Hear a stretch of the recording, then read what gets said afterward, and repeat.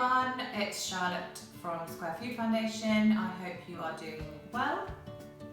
This weekend in your packs we've got 2 different recipes and this video is going to be the flapjack recipe.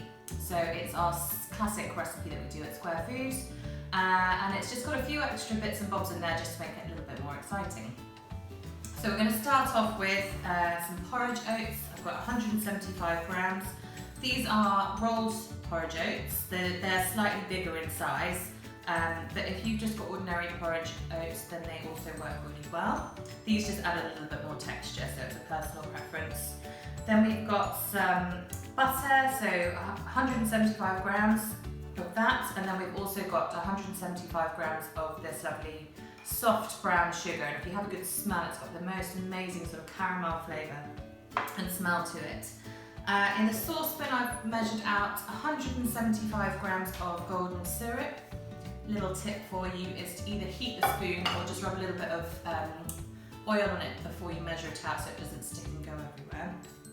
And then just to boost the sort of flavour profile and just add a little bit more nutrition, we're going to add some seeds. So in here I've got 2 tablespoons of sesame seeds and 2 tablespoons of sunflower. And then the final 2 things that we're going to put in are some lemon. So I'm just going to zest about half a lemon and then a little pinch of ground ginger.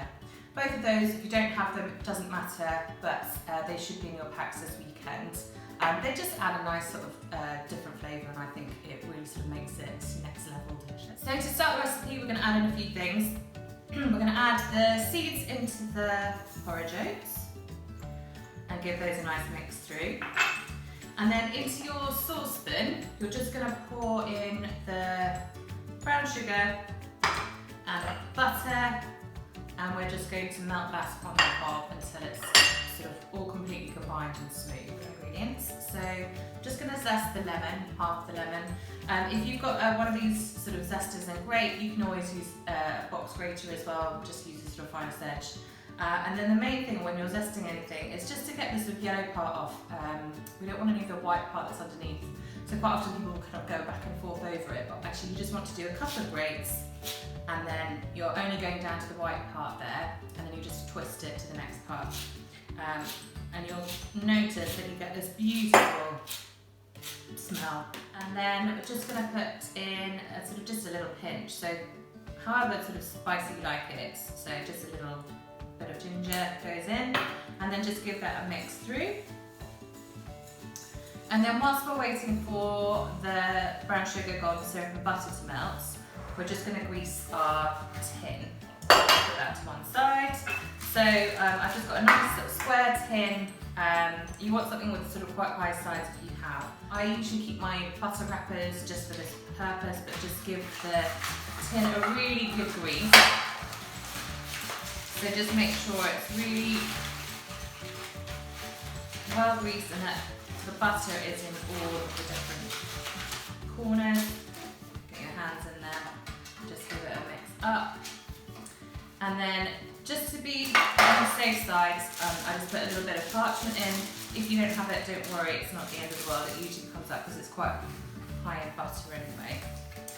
So that's our greased tin, and then that should be ready for all the ingredients to go in a minute.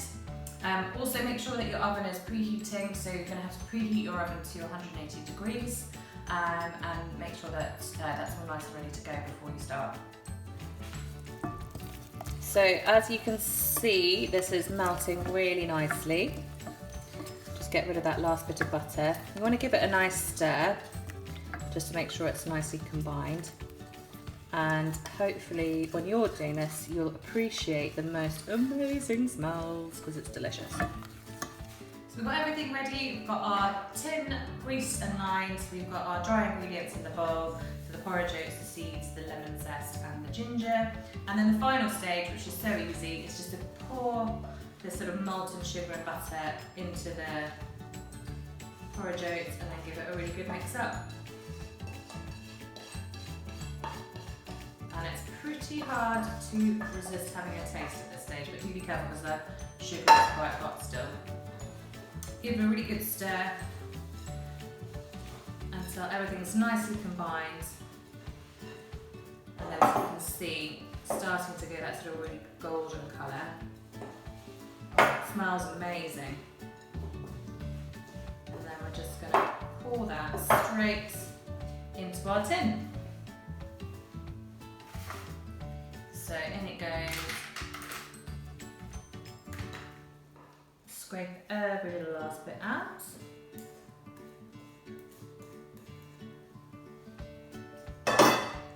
And then just using the back of a metal spoon, just sort of scrape off the last bits and then just press it down quite sort of nice and firmly until it's flat. So I'm just going to keep patting it down until it's really nice and smooth. You want sort of most of it to be sort of quite flat, and then we're just going to get it in the oven. So the flapjacks have just come out the oven and they look absolutely perfect. So I don't know if you can, well, you can see that just around the edges there is just slightly nice and golden. That's exactly what you want. And then the middle is just slightly paler. It's going to carry on cooking from the residual heat, so it's better to take it out sooner rather than later, because you don't want a sort of dry flapjack. You want it somewhere between crispy and sort of chewy. So that's had 15 minutes in the oven at 180 degrees. Flapjacks are still freshly out of the oven. You just want to cut them into sections now, because it's really hard to do a bit later.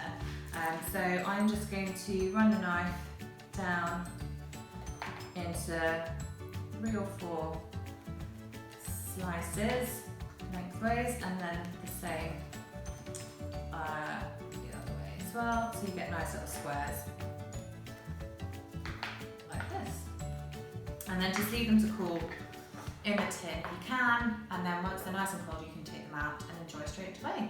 I hope you enjoy them. They're one of my favourites. We always have them as a Friday afternoon treat at Square Foods, and they also keep really well in an airtight container for about a week if they last that long. But yeah, enjoy.